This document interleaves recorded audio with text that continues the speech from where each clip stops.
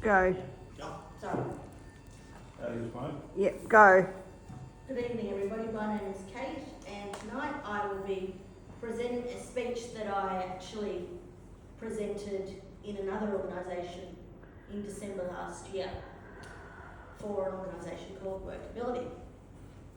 It is all about disability and employment and trying to find, at best, a bit of a common ground, a mutual ground, to give people with disabilities the best chance of succeeding within employment. During that particular speech, I spoke about societal and family expectations, as well as my work experience, job seeking, and also the notion of virtual versus reality, which over the years I've found is quite an interesting concept and certainly has its pros and cons. When it comes to societal and family expectations, for me it was quite interesting. I was the only person in my hometown that did have a physical disability under the age of about 50. Everybody else that did was in the nursing home. That in itself is a challenge. The other challenge is nobody knew what my future would look like. I didn't even know. But as most kids, we're very,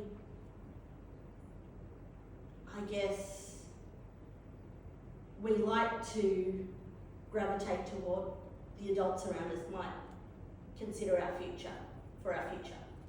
For me, that was IT and those sorts of related jobs like receptionist, admin.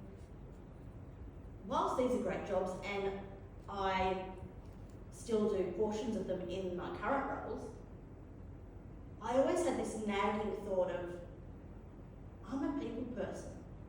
I like to chat, I like to be around people.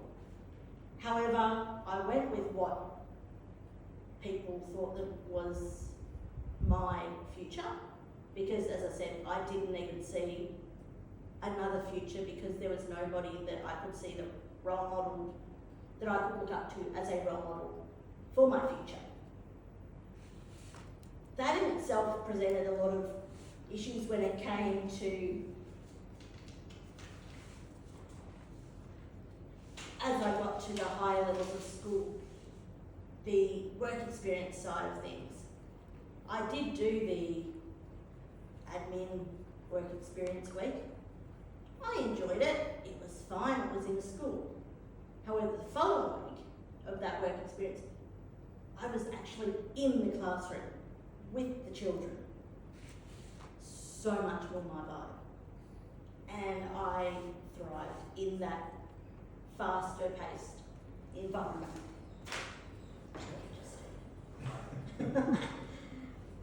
The other issue I had in Motherglen, which is where I grew up, was there was no progression once I left school for someone with me looking for work.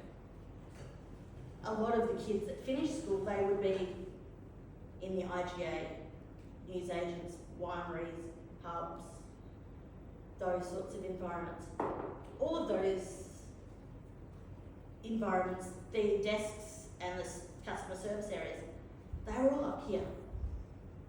Back then, 20 odd years ago, I didn't have a fandangle chair that could be up at everybody's height. So that particular environment, those particular environments, they didn't work for me. They weren't something that I could aspire to. So once again, I was sitting there in no man's land going, where do I fit in? That's hard enough as a teenager. I didn't need to do that in a work environment as well. Once I moved up to Albury, which in 2 months will be nearly 15 years that I will have been in Albury, I was able to do things like join RSPCA. I was able to join Vinnie's for a time. I also started to do volunteer charity work down in Melbourne for the Good Friday Appeal and the Olivia Newton-John Wellness Walk as well, which for the Good Friday Appeal in particular, I've been doing that for 20 years. This year it will be. In those roles, I've learned leadership, admin, customer service, and really just to get confidence to get out of my own shell and try different things, which has been fantastic. I've loved every second of it. That's all been voluntary work, but I don't necessarily see a difference. If it's something that you enjoy and you're contributing to society, I don't really see a difference in terms of, I guess, valuability, if that's even a word. I just made it up. As far as the paid work goes, I didn't have a whole lot of love from the Disability Employment Services. For me, they were very much a tick the box scenario. I walked in, they ticked me off, they got to get them for kickback. Not my vibe. However, through my parents, I was able to get things like literacy assistant jobs in the schools because they were both teachers. Tutoring, but then in 2022, I did something that I never thought I would do, which is disability advocacy and public speaking. A little bit scary, but I've loved the journey. Stick together with However, doing these roles, one of the very first obstacles and dilemmas I come up against is when you're putting out a resume, do you put the wheelchair on it? Do you put that you are in a wheelchair on the resume? That'd be like saying to someone, do you put that you've got freckles on your face or that you wear glasses? It's just part of us. So I personally don't see a problem with it. However, there are consequences to that decision because there are still societal attitudes. So I guess what I'm wanting to ask you guys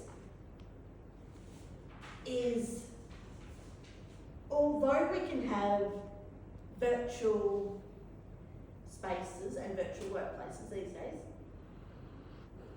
do you believe that that will bring forward the conversation of bringing equality for people living with disability moving into employment, or is that just another way of keeping up the inequality and the segregation? Back to you, Jess.